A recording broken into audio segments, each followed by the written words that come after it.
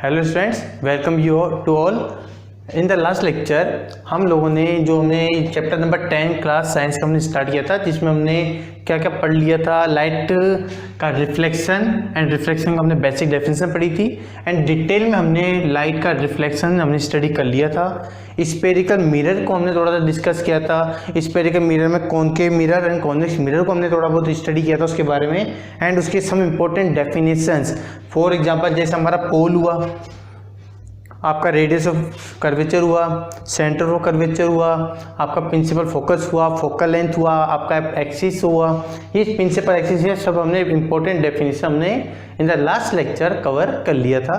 आज हम आगे मूव करने वाले हैं। आज का जो हमारे टॉपिक है, ये कुछ जो मैं टॉपिक आज कवर करने वाला हूँ, ये टॉपिक आपके एग्जाम के पॉइंट ऑफ व्यू से बहुत इंपॉर्टेंट है। एग्जाम में ये टॉपिक डायरेक्ट क्वेश्चन के फॉर्म में नहीं आते हैं, पर एग्जाम में जो आपके क्वेश्चंस आते हैं, आपके एग्जाम में क्या आने वाला है, आपके एग्जाम में एक तो न्यूमेरिकल आएगा, सेकंड वन आपके एग्जाम में आता है रे डायग्राम। आपको रे डायग्राम बनाने के लिए आएगा कि draw the ray diagram and find the image की आपकी पोजीशन ऑफ इमेज, आपकी नेचर ऑफ द इमेज, ये आपसे एग्जाम में पूछता है नॉर्मली। तो ये चीज़ें जो आपके एग्जाम में आने वाली है, ये आप तभी करेक्ट कर पाओगे जब जो आज मैं आपको कवर करने वाला हूँ कुछ इंपॉर्टेंट कंसेप्चुअल टॉपिक्स हैं जो एग्जाम में डायरेक्ट नहीं आते हैं, बट इनके बिना आप उन न्यूमेरिकल्स को और ये जो रे डायग्राम्स है उसमें डेफिनेटली मिस्टेक कर जाते हैं।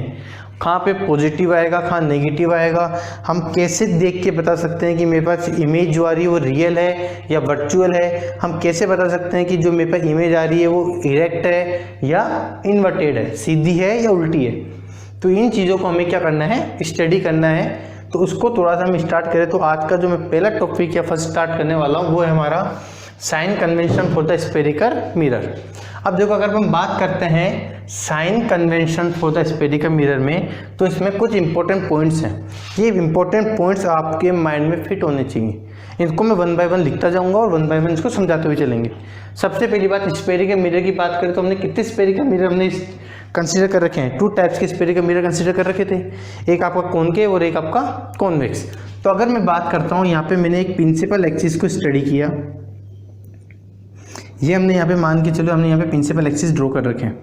मेरा आज का मोटिव इसको समझाने का है, इसको डायरेक्ट इजीली वे में समझते हुए चलना, क्योंकि इसके बिना बहुत मुश्किल आने वाली है। ये थोड़ा सा इसको अबो कर देते हैं अपन थोड़ा सा, जिससे आपको समझ में आ जाए। ओके, ये हमारे प्रिंसिपल एक्सिस ड्रॉ किए। अगर हम बात करते हैं, पहले मैंने कॉन्वेक्स कॉनकेव मिरर को ड्रॉ किया, तो ये हमने ड्रॉ कर दिया है हमारा कॉनकेव मिरर, जो आपको पता ही है ये हमारा कॉनकेव मिरर है। और ये हमने यहाँ पे ड्रॉ कर दिया है कॉन्वेक्स मिरर। ये हमने यहाँ पे ड्रॉ कर दिया है हमारा कॉन्वेक्स मिरर, हमने ड्रॉ कर दिया है। क्लियर है? चलो अब देखो, अपन इसके इंपॉर्टेंट जो भी आज हमारा साइन कन्वेंशन के पॉइंट्स हैं वो हम स्टडी कर लेते हैं। ये हमारा पोल है। जो फर्स्ट रूल है जो हमारा साइन कन्वेंशन का, वो क्या बोलता है कि आपका जो ऑब्जेक्ट है वो ऑलवेज लाई एट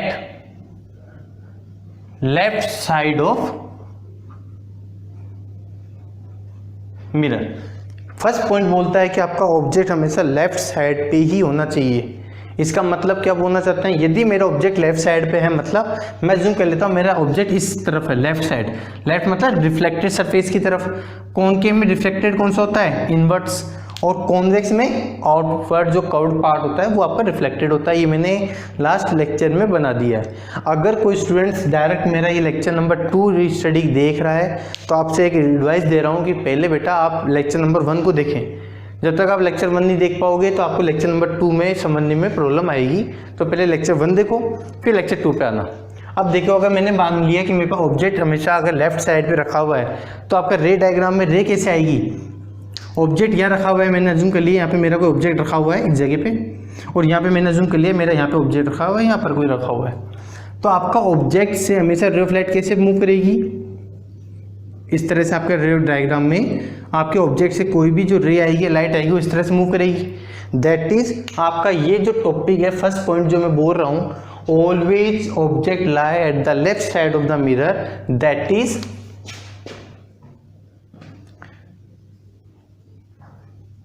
रे of light incident on mirror from left to right, from left to right. आपके पास रे ऑफ लाइट कैसे मूव करेगी, लेफ्ट टू राइट की तरफ मूव करती है। सेकेंड पॉइंट की अगर हम बात करें साइन कन्वेंशन में, तो ये आपके दोनों क्या है, प्रिंसिपल एक्सिस है।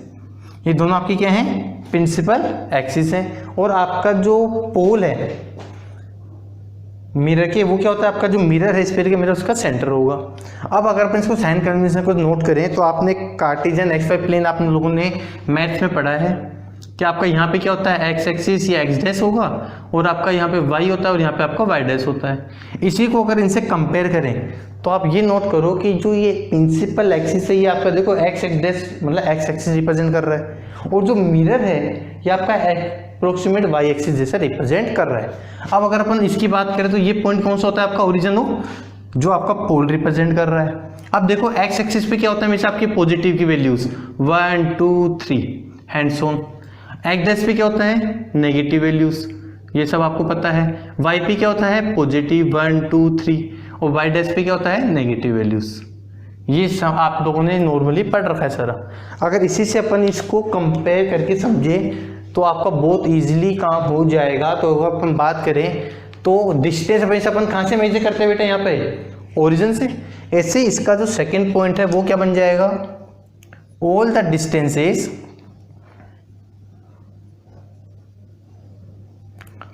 आर मेजर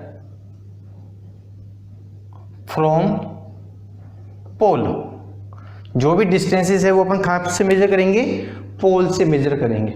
ये सेकंड पॉइंट क्लियर हो गया। क्यों, क्योंकि यहाँ पे किससे मेजर करते हैं, ओरिजिन से, यहाँ किससे मेजर करेंगे, पोल से। जो थर्ड पॉइंट है, इसको मैं स्लो इसलिए ले रहा हूँ क्योंकि इससे आपकी न्यूमेरिकल्स का पोर्शन इजीली हो जाएगा। थर्ड पॉइंट, अब देखो, यदि मैं डिस्टेंस मेजर करूँ टुवार्ड द लेफ्ट साइड, यदि मैं मान के चलता हूँ कि मेरे को डिस्टेंस मेजर करनी है लेफ्ट साइड में, इसको मैं एक बार उठा देता हूँ, समझा तो दिए ये अपन ने। चलो, अगर हम बात करें मेरे को डिस्टेंस मेजर करनी है पोल की लेफ्ट साइड, तो पोल का लेफ्ट मतलब एक्स डैश एक्सिस, तो आपके पास जो भी डिस्टेंस आएगी वो क्या आने वाली है बेटा, नेगेटिव आने वाली है। क्लियर है। यदि मैं डिस्टेंस मेजर करूं पोल से right side toward the right, तो ये क्या शो कर रहा है, एक्स एक्सिस मतलब पॉजिटिव, मींस पॉजिटिव। तो इसको अगर अपन पॉइंट को नोट करें, तो अपन क्या बोल सकते हैं कि द ऑल द डिस्टेंसेस, अपन क्या बोल सकते हैं, all the distances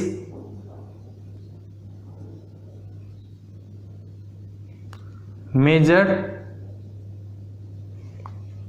towards left, क्या लेंगे, negative, and all the distances measure towards right, क्या लेंगे, पॉजिटिव। कहां से जिसे मेजर करेंगे, फ्रॉम द पोल। डिस्टेंस हमेशा पोल से ही मेजर करनी है, ये आपको ध्यान रखना है। अब इसके आगे मूव करते हैं। अगर हम बात करें यहाँ पर, यदि मुझे डिस्टेंस को या मेरा ऑब्जेक्ट जो है वो परपेंडिकुलर अपवर्ड रखा हुआ है, या मेरे पास जो इमेज आ रही है वो अपवर्ड है या डाउनवर्ड है, सीधी रखी हुई है या उल्टी रखी हुई है, उसको अगर हम मेजर करें तो अपन बोल सकते हैं यदि मेरे पास ऑब्जेक्ट कोई अपवर्ड रखा हुआ है, वर्टिकली अप है, अप मतलब वाई एक्सिस, वाई एक्सिस क्या होता है, पॉजिटिव, तो आप डिस्टेंस जो मेजर करोगे वो क्या होगी, पॉजिटिव मिलेंगे। और यदि मैं को मानता हूं कि यहाँ पर आपने कोई भी डिस्टेंस को अगर आपने डाउनवर्ड में मेजर करनी है, प्रिंसिपल एक्सिस से डाउनवर्ड डायरेक्शन में, तो क्या लेंगे उसको, नेगेटिव। दैट इज अगर अपवर्ड डायरेक्शन में लिया तो पॉजिटिव, और डाउनवर्ड डायरेक्शन में लिया है तो आप क्या लेंगे, नेगेटिव वैल्यू। तो इसको भी अगर अपन पॉइंट में लिखें तो क्या लिख सकते हैं,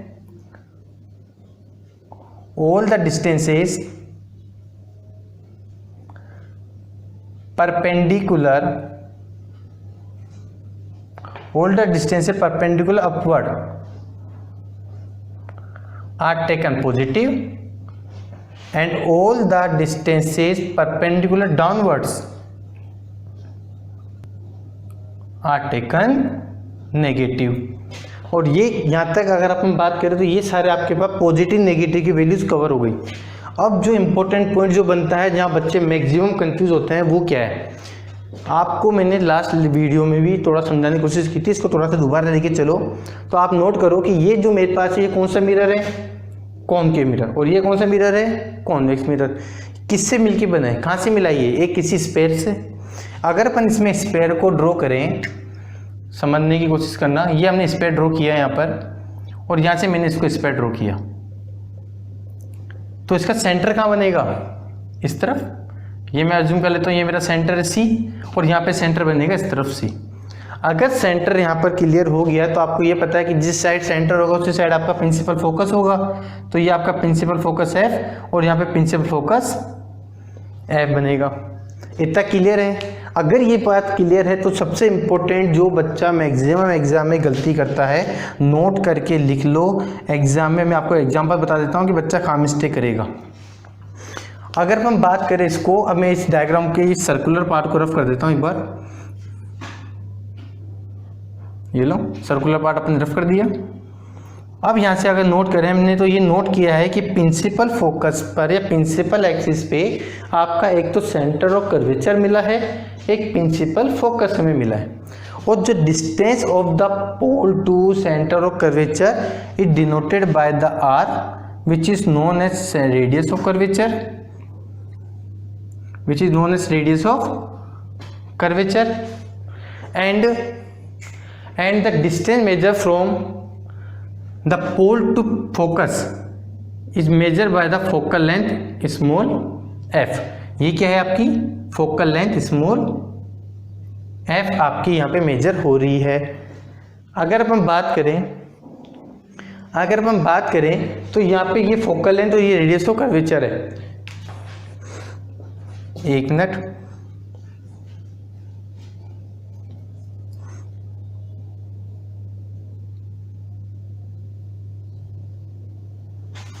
ये आपके प्रिंसिपल फोकस है, आपका रेडियस ऑफ कर्वेचर है। इसको अगर अपन नोट करें तो यहाँ पे एक चीज नोट करो, यदि मैंने कॉनकेव मिरर को कंसीडर किया है, ये मेरा कॉन्वेक्स मिरर है, यदि मैंने कॉनकेव मिरर को कंसीडर किया है तो इस कॉनकेव मिरर में फोकल लेंथ या प्रिंसिपल फोकस आपकी कहाँ है, राइट साइड, लेफ्ट साइड में, और रेडियस ऑफ कर्वेचर कहाँ है, लेफ्ट साइड में। यहाँ पर आपके प्रिंसिपल फोकस और सेंटर ऑफ कर्वेचर कहाँ है, राइट साइड में। तो इससे मेरे पास क्लियर होता है, नोट करके एक पॉइंट लिखने की जरूरत है, फॉर द कॉनकेव मिरर। यहाँ पे बच्चा एग्जाम में न्यूमेरिकल अटेम्प्ट करते समय सबसे बड़ी मिस्टेक यही करता है। और फॉर द कॉन्वेक्स मिरर की बात करते हैं अगर अपन, तो एक चीज नोट करो, यदि मैं कॉनकेव मिरर की बात करता हूँ तो कॉनकेव मिरर में यदि मैं जो फोकल लेंथ मेजर करनी है या रेडियस ऑफ कर्वेचर मेजर करना है, पोल से डिस्टेंस मेजर होगी, because all the distance are measure from the pole.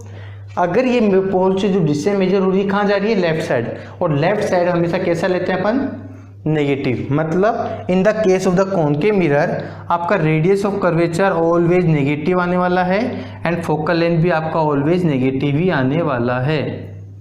And similarly यदि अपन बात करें फॉर द कॉन्वेक्स मिरर में आपकी focal length and centre of curvature दोनों कहाँ है, राइट साइड। मतलब principal focus and centre of curvature यदि राइट साइड है तो आपका फोकल लेंथ और सेंटर रेडियस ऑफ कर्वेचर भी खाने वाला है राइट साइड। और राइट साइड हमेशा क्या लेते हैं, पॉजिटिव। दैट इज यहाँ पे आपका रेडियस ऑफ कर्वेचर भी पॉजिटिव आने वाला है, फोकल लेंथ भी क्या आने वाला है, पॉजिटिव आने वाला है। तो ये जो था अपना पूरा जो मैंने अभी समझाने की कोशिश की है, ये अपना complete sign convention for the spherical mirror है। इसके अंदर अपन ने ये क्या देखा है कि डिस्टेंस कैसे मेजर की जाती है, राइट साइड लेफ्ट साइड में कहाँ अपन पॉजिटिव लेंगे, कहाँ अपन नेगेटिव लेंगे। न्यूमेरिकल जब आते हैं उसमें ये लिखा हुआ आता है कि हमने कंसीडर किया है कॉन्वेक्स मिरर को, या हमने बोल दिया कि for a concave mirror of the centre of curvature या रेडियस ऑफ कर्वेचर 10 मीटर। तो वहाँ पे 10 मीटर आपका न्यूमेरिकल में दे दिया, पर आपको वहाँ पे 10 मीटर नहीं रखना है। न्यूमेरिकल में क्या देगा, न्यूमेरिकल में a centre core the concave mirror of centre of radius of curvature 10 metre. तो आपको 10 मीटर न्यूमेरिकल में रख दिया तो आपका न्यूमेरिकल गलत। Why, because in the case of the concave mirror आपका रेडियस ऑफ कर्वेचर नेगेटिव होता है। तो न्यूमेरिकल में आपको +10 नहीं रखना है, आपको 10 मीटर तो है बट वहाँ पे -10 रख के सोल्व करना है। ये सब मैं आपको न्यूमेरिकल्स में कवर कराऊंगा कि कहाँ पे हमें पॉजिटिव लेना है, कहाँ नेगेटिव लेना है, कहाँ पे हमें पता लग जाएगा न्यूमेरिकल्स में सिर्फ साइंस को देख के कि मेरे पास इमेज जो आने वाली बड़ी इमेज है, लार्ज है या स्मॉल है। ये सारी चीज़ें अपन 1 बाय 1 जब हम न्यूमेरिकल सेक्शन पे जाएंगे, मैं नंबर ऑफ न्यूमेरिकल्स आपको कराऊंगा, उसमें आपको सारी चीज़ें क्लियर हो जाएगी। तो ये अपना एक साइन कन्वेंशन है, इसको एक बार थोड़ा सा ध्यान से देखें। फिर अपन इसका नेक्स्ट टॉपिक जो है, जो इमेज फॉर्मेशन, ये जो आने वाला है, ये एग्जाम में बेटा डायरेक्ट नहीं पूछेगा, ये हेल्प करेगा न्यूमेरिकल्स में। ऐसे भी मैं एक टॉपिक और लूँगा भी, वो आपका हेल्प करेगा रे डायग्राम्स बनाने में। तो इसको एक बार देखें आप। तो नाउ अब हमारा जो नेक्स्ट टॉपिक है, हमारा सेकंड टॉपिक जो हमें आज कवर करने का है, वो है हमारा second topic, rules for the image formation. Rules for the image formation bye spherical mirror. Spherical mirror के लिए जो हमारे रूल्स हैं, इनको फॉलो करते हुए हमें इमेज फॉर्मेशन बनाने हैं। और ये जो रूल्स हैं, अगर ये आपको थोड़े बहुत माइंड में सेटअप हो गए, तो आपको जो रे डायग्राम एग्जाम में आने वाला है, उसमें आपको बिल्कुल भी प्रॉब्लम नहीं आने वाली। ये मैंने थोड़ा सा आपको स्ट्रक्चर टाइप बना दिया है, इसलिए बनाया जिससे आपका थोड़ा जल्दी कवर हो जाए अपना। तो देखो समझते हैं अपन। फर्स्ट कंडीशन अपने पास ये है कि if the ray of light parallel to the principal axis, मतलब ये बोल रहा है कि यदि मैंने अज्यूम किया कि मेरे पास जो लाइट आ रही है, रे ऑफ लाइट, ये हमारा क्लियर कि ऑब्जेक्ट हमेशा कहाँ होगा, लेफ्ट साइड में प्लेस्ड होगा। ऑब्जेक्ट हमेशा लेफ्ट साइड में प्लेस्ड है और हमेशा ray of light left to right move करती है। ये मैंने अभी साइन कन्वेंशन में आपको समझाया है। अब ये बोल रहा है केस फर्स्ट, इमेज फॉर्मेशन के टाइम पे ऐसी कंडीशन आ जाए कि मेरे पास ray of light parallel to the principal axis travel करे। ये हमारा प्रिंसिपल एक्सिस है, मतलब यदि मैंने रे ऑफ लाइट को parallel to the principal axis travel करा दिया, ये लो for the concave mirror and for the convex mirror both, if the ray of light incident parallel to the principal axis, then in the case of the concave mirror it reflects toward the principal focus। ये principal focus से ray of light reflect हो जाती है।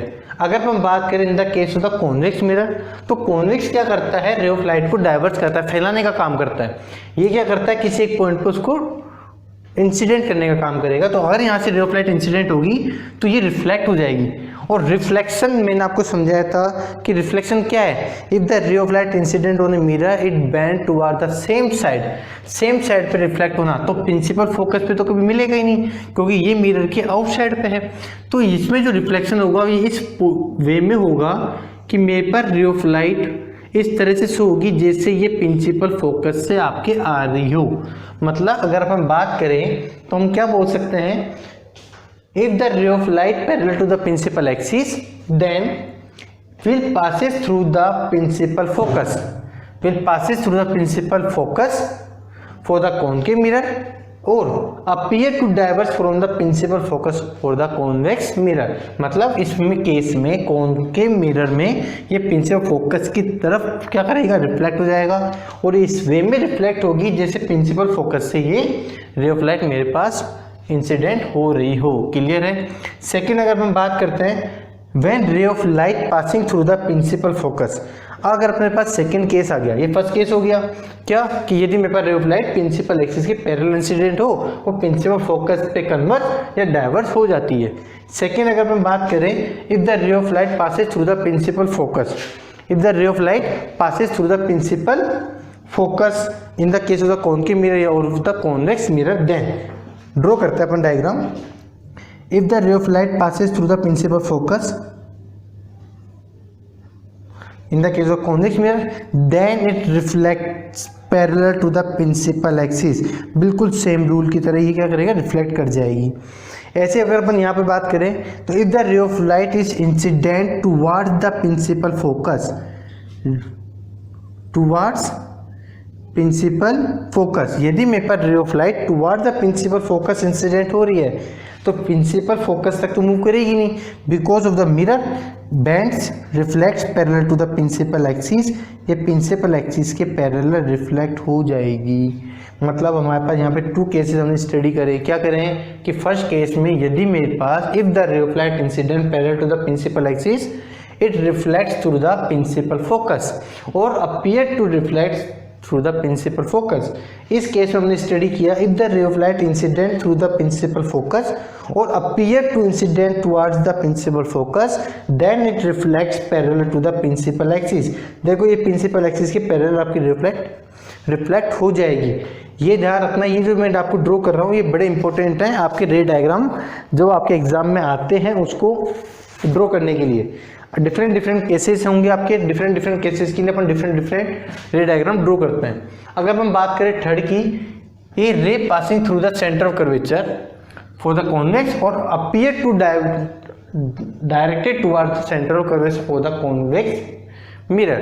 तो note करो, अब इसने बोल दिया यदि मेरे पास रे ऑफ लाइट आपके सेंटर ऑफ कर्वेचर के थ्रू मिरर पे आ रही है, मतलब सेंटर ऑफ कर्वेचर के थ्रू आ रही है, दैट इज मैंने इसमें रे ऑफ लाइट को इस तरह से इंसिडेंट किया है कि आपके सेंटर ऑफ कर्वेचर से होते हुए मिरर पर इंसिडेंट हो।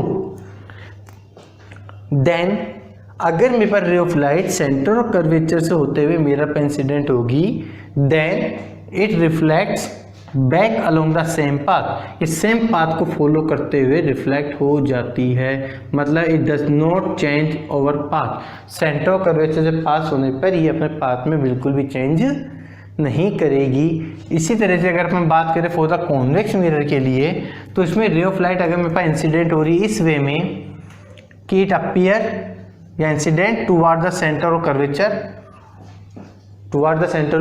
Curvature then it reflects and follow the same path, ये अपना सेम पाथ को फॉलो करते हुए ही रिफ्लेक्ट हो जाएगी। This is known as third rule of image formation by the spherical mirrors. The last one is the ray incident obliquely to the principal axis. अब इसने ये कंसिडर किया कि मेरे पास जो रे ऑफ लाइट है ये किसी भी पॉइंट पर इंसिडेंट नहीं हो रही है, ना तो ये प्रिंसिपल फोकस पे इंसिडेंट होगी ना सेंटर ऑफ कर्वेचर पे इंसिडेंट होगी, ये डायरेक्ट मिरर के जो सेंटर है, ये डायरेक्ट जो मिरर का आपका सेंटर है उस पे इंसिडेंट होगी। That is what is a mirror का सेंटर क्या है हमारा, मिरर का सेंटर हमारा पोल है, मिरर का सेंटर क्या है हमारा पोल है, मतलब if the ray of light incident towards the pole, if the ray of light incident towards the pole, ये डायरेक्ट पोल पे इंसिडेंट हो रही है आपकी रे ऑफ लाइट, यहां पर भी towards the pole, then it reflects obliquely as the fall of reflection law। और रिफ्लेक्शन लो क्या बोलता है, जो मैंने आपको पहले समझाया भी था कि यदि मेरे पर रे ऑफ लाइट इंसिडेंट होगी किसी मिरर पे तो बेंड हो जाती है toward the same side of the mirror and जो इंसिडेंट पॉइंट है उस पे एंगल ऑफ इंसिडेंट इक्वल होता है एंगल ऑफ रिफ्लेक्शन के। तो ये जिस तरह से रिफ्लेक्ट होगी ये प्रिंसिपल एक्सिस को ऐसे नॉर्मल ट्रेड करके आपका रिफ्लेक्शन लो को फॉलो करते हुए रिफ्लेक्ट हो जाएगी। यहाँ पे आपका ये हो जाएगा एंगल ऑफ इंसिडेंट आई और ये हो जाएगा आपका angle of reflected R, angle of incident I and angle of reflection R. Similarly यहाँ पे कोई एंगल ऑफ इंसिडेंट कोई एंगल ऑफ रिफ्लेक्शन यहाँ पे फॉलो नहीं हो पाएगा। इसकी अगर हम बात करें तो यहाँ पर आपको जो मैंने आपको यहाँ पे ड्रॉ किए हैं टोटल रूल्स ऑफ रे डायग्राम्स, ये आपके इम्पोर्टेंट बनते हैं। अगर हमारे पास एग्जाम में जो आते हैं वो क्वेश्चन ये आएगा कि आपको इमेज ड्रॉ करनी है कि draw the ray diagram and explain, या draw the ray diagram and explain the image, nature of image, size of image etcetera, या पोजीशन ऑफ इमेज। तो वो अपन को जो ड्रॉ करने में सीखना है वो all of points different position आपको गिवन होगी कि आपका ऑब्जेक्ट इनफाइनाइट पे है, फोकस पे है, सेंटर ऑफ कर्वेचर पे है, पोल पे है, सेंटर ऑफ कर्वेचर के बीच में है, पोल और फोकस के बीच में है। तो डिफरेंट पोजीशंस के लिए आपको डिफरेंट रे डायग्राम बनाने के लिए एग्जाम में आता है, जो हम इन रूल्स की हेल्प से ड्रॉ करेंगे। ये जो इमेज फॉर्मेशन का जो पॉइंट है ये हम नेक्स्ट क्लास में डिस्कस करेंगे। Okay, thank you to all.